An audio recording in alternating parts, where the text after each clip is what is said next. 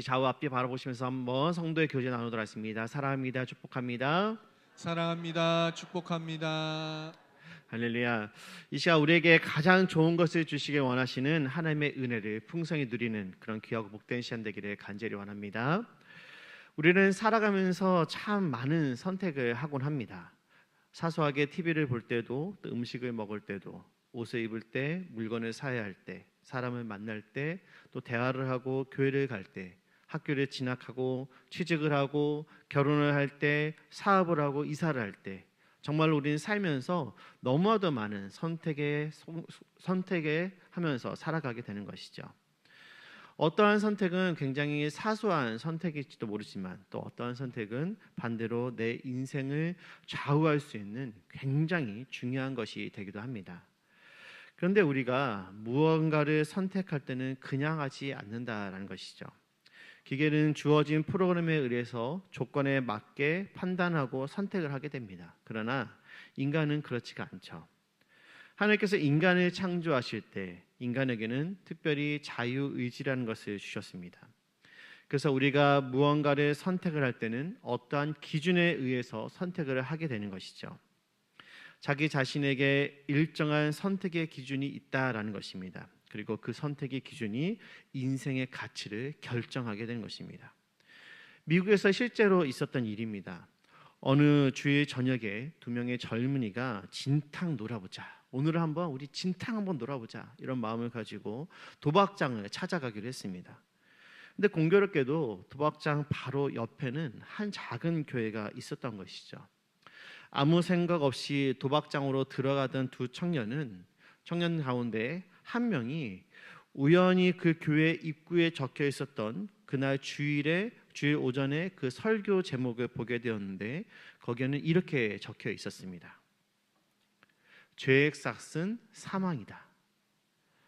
이 글귀를 본 이 한 청년이 마음에 갑자기 죄의 의식이 생기기 시작을 했습니다. 그래서 다른 친구에게 이렇게 말하는 거예요. 야, 우리 오늘 도박장에 가지 말고 교회 한번 가보자 라고 이렇게 이야기한 것입니다. 그러자 이 이야기를 들은 다른 친구가 어떻게 대답합니까? 야, 한번 결심을 했으면 가야지, 교회라니 이게 무슨 소리냐 하면서 단번에 거절을 한 것입니다. 결국 한 사람은 처음 결심한 대로 도박장을 향해서 갔고 다른 한 사람은 마음의 찔림을 느끼며 교회를 향하여 들어가게 됩니다.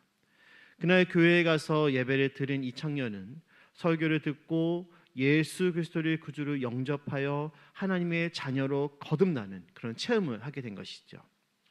이날 회심한 청년은 30년이라는 시간이 지난 후 미국의 22대 대통령이 되게 되는데 그가 바로 클리브랜드 대통령입니다. 그렇다면 30년 전 같은 자리에서 교회가 아닌 도박장을 선택했던 이 친구는 그 결과가 어떻게 되었을까요? 그는 자신의 친구가 대통령으로 취임하는 그 모습을 어디서 보게 되냐면은 감옥에서 그 장면을 보게 되었습니다. 그리고 가슴을 치면서 후회하게 되죠. 왜냐하면 과거 한순간의 선택이 자신들의 삶을 전혀 다르게 만들었기 때문이라는 것을 깨달았기 때문입니다. 오늘 본문에도 이와 같은 비슷한 일이 벌어지고 있습니다.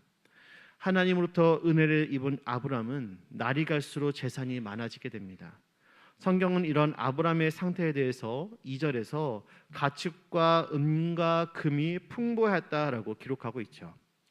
게다가 그와 함께 생활했던 조카 롯도 재산이 많았습니다. 조카 롯의 재산에 대해서는 양과 소와 장막이 있었다라고 기록합니다.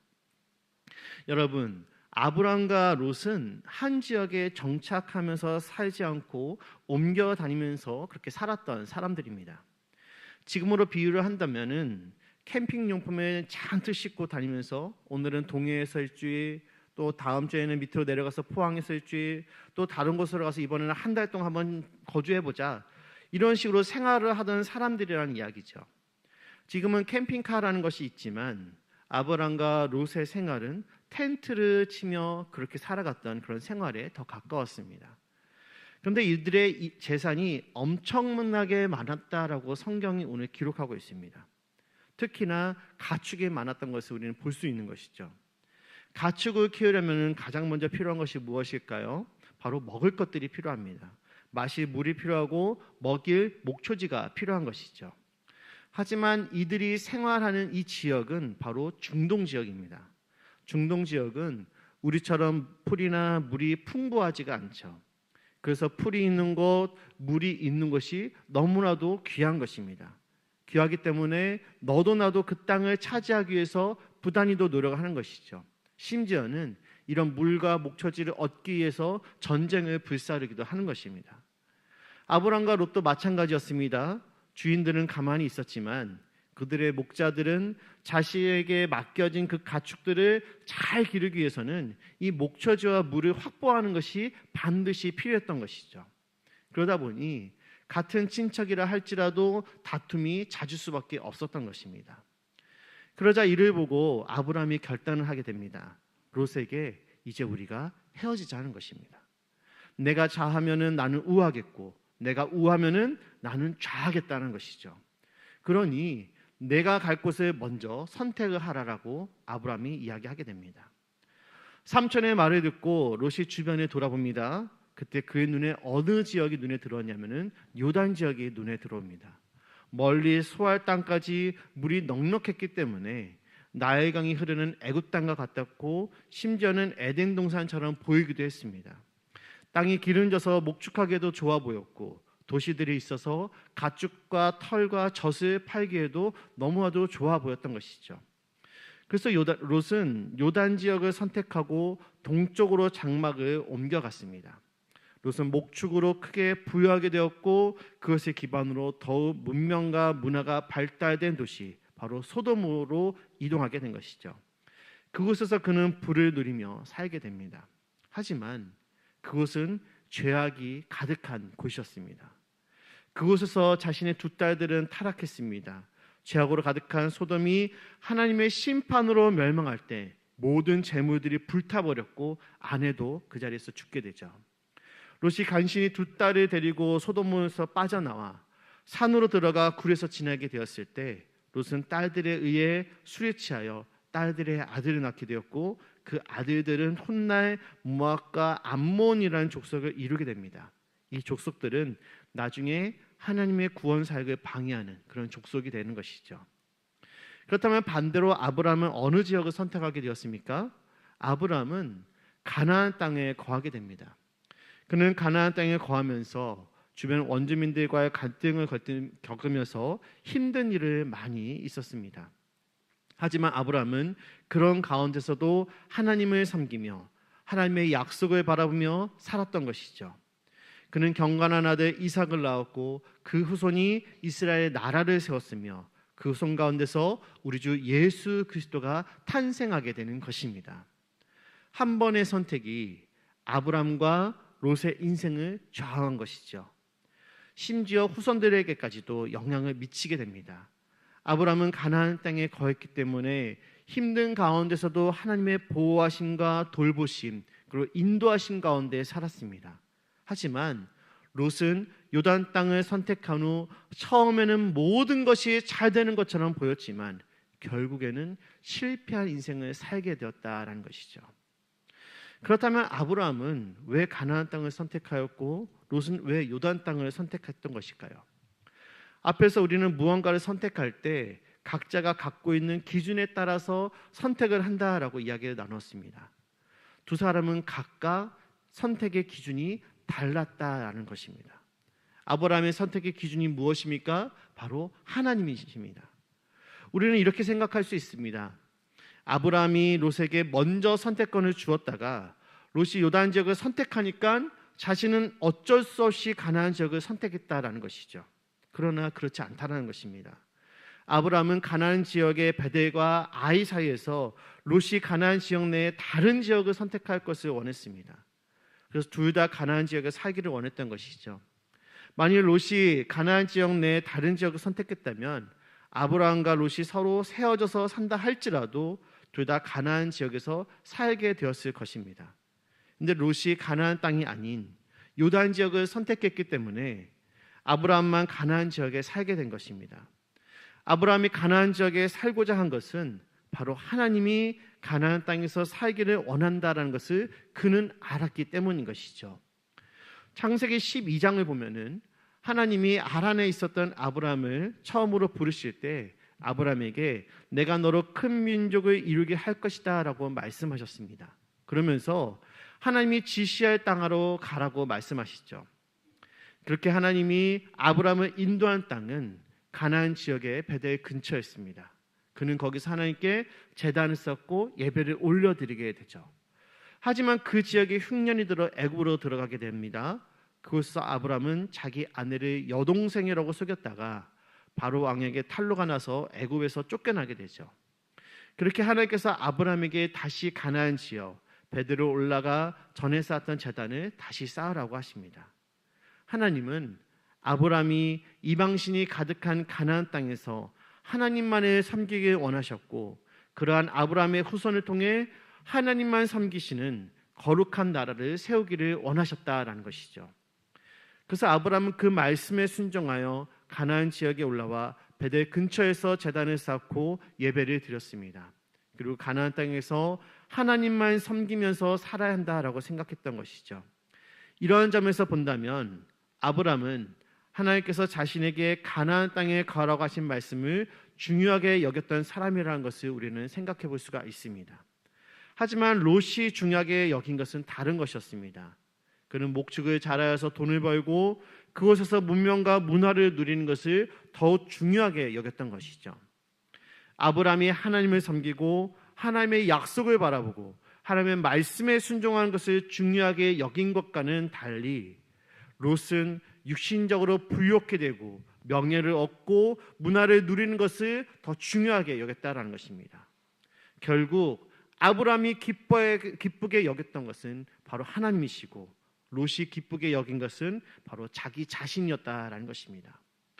여러분, 그렇다면 우리는 여기서 한 가지 질문을 우리에게 던져야 합니다. 그렇다면 우리는 무엇을 기준으로 살아야만 하는 것입니까? 여러분들이 선택을 할 때 기준이 되는 것은 과연 무엇입니까?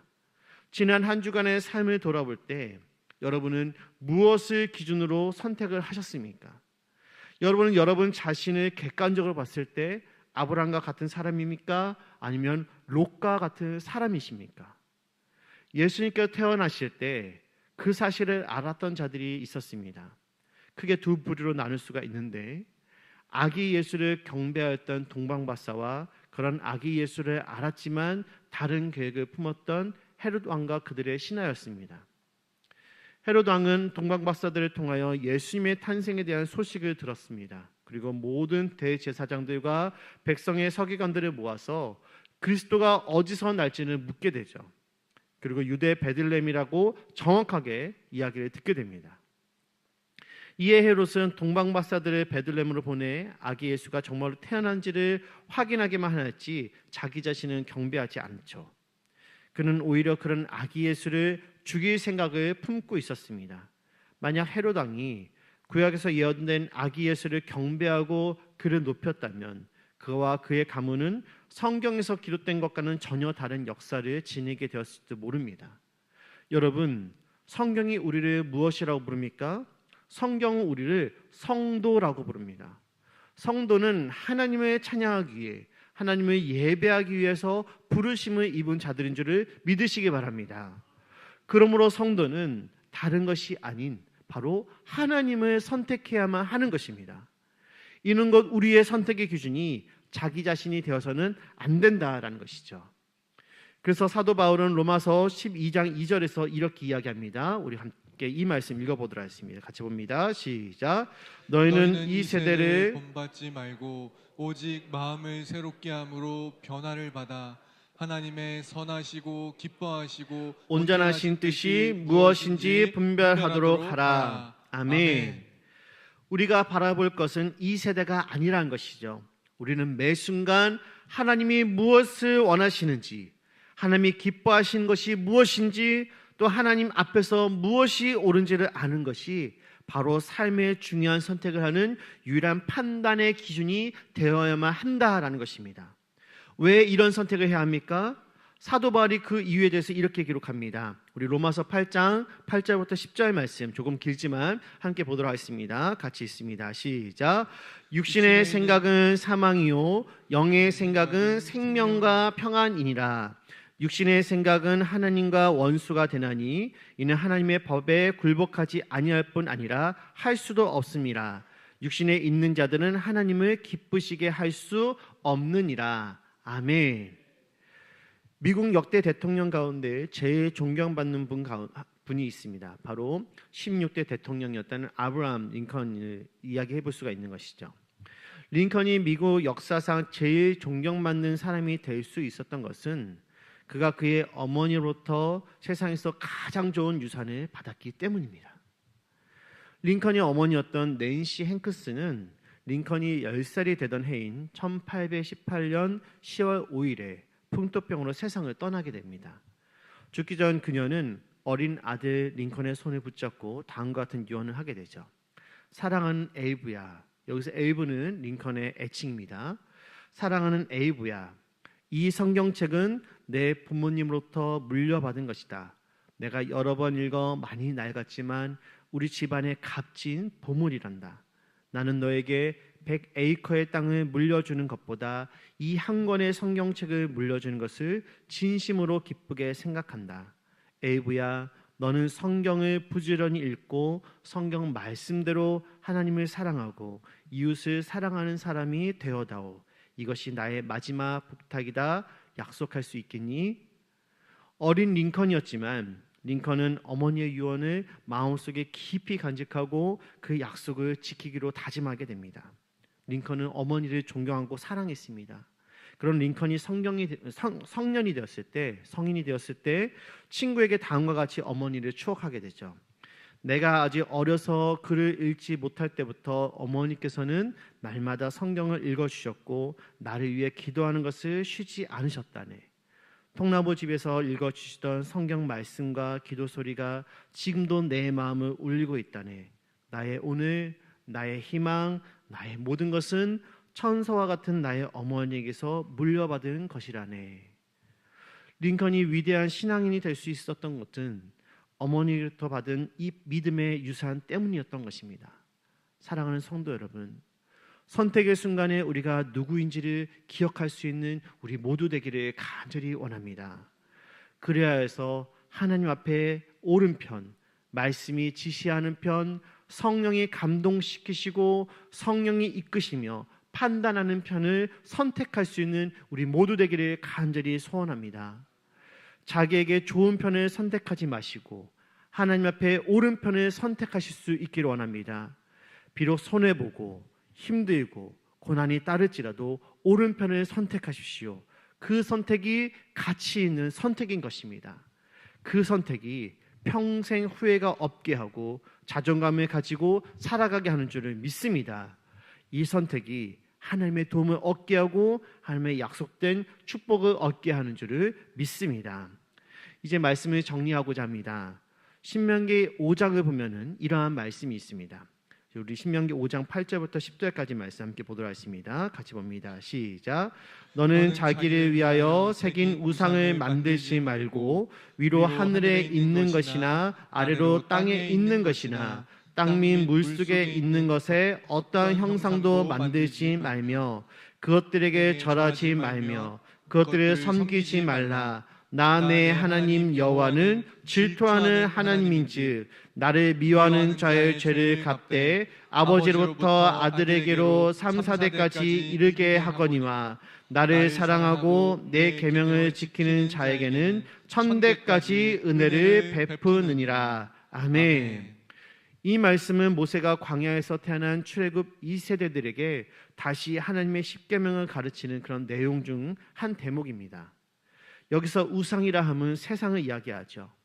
주님이 오시기 전까지 세상의 권세를 잡은 세상의 권세는 바로 사탄에게 있습니다. 그래서 세상의 권세 잡은 자 사탄은 오늘도 믿는 성도들을 미혹하고 성도들을 하여금 넘어지도록 만드는 것이죠. 예전에 저희 아들이 7살 때 교회 유치부에서 노예 암송대에 나갔던 적이 있습니다. 암송할 내용이 굉장히 많았는데 내용 중에 이런 부분이 기억에 남습니다. 예수께서 이르시되 사탄아 물러가라. 저희 아들이 저를 따라서 발음을 하는데 뭐라고 했을까요? 아직 어려서 발음이 완성되지 않아서 그런지 정확하지 않아서 이렇게 얘기하는 것입니다. 사탕아 물러가라. 당시에 저도 웃고 저희 아내도 웃는 해프닝이었지만 이 사건이 주는 인사이트가 있었습니다. 사탄은 이 사탕처럼 달콤하게 우리를 유혹한다라는 것입니다. 근데 사탕을 많이 먹으면 어떻게 됩니까? 이가 다 썩어버리죠. 결국 치과에 가서 고통스러운 치료를 받아야 하는 것입니다. 사랑하는 성도 여러분, 세상의 권세 잡자 사탄은 언제나 우리에게 달콤하게 다가와 맛보도록 하고 중독되어 영원토록 떠나지 못하도록 만든다는 사실을 잊지 마시기 바랍니다. 그 결국이 무엇입니까? 사망이라는 것입니다. 영원한 사망에 이르게 사탄은 우리를 유혹하는 것입니다. 그러나 하나님을 나의 삶의 기준으로 삼는 자들은 하나님께서 친히 피할 바위가 되어주시고 방패가 되어주시고 구원의 뿔이 되어주실 줄 믿습니다. 아름다운 믿음의 생활을 하면서 하나님의 은혜를 누리는 것 너무나도 중요합니다. 그러나 그 더 중요한 것은 그 은혜가 나를 통해서 우리 자녀들에게로 계속해서 흘러가는 것이죠. 특별히 오늘은 온 세대 연합 예배가 10시부터 진행이 됩니다. 세대와 세대가 믿음 안에서 하나 되며 선대의 아름다운 신앙이 우리의 후대에게로 전수되는 귀하고 복된 자리가 될 줄 믿습니다. 부디 조금 전에 읽었던 신명기 5장의 말씀처럼 하나님께서 하나님을 사랑하고 하나님의 계명을 지키는 자에게는 천대까지 은혜를 베푸신다라는 이 사실을 기억하는 우리 모두 되기를 간절히 소원합니다. 그리하여서 하나님께서 베푸시는 은혜의 풍성한 복이 여러분을 시작으로 여러분의 삶과 가정으로 그리고 여러분의 자자손손 대대 이르기까지 영원토록 흘러넘칠 수 있기를 주님의 이름으로 간절히 소망합니다.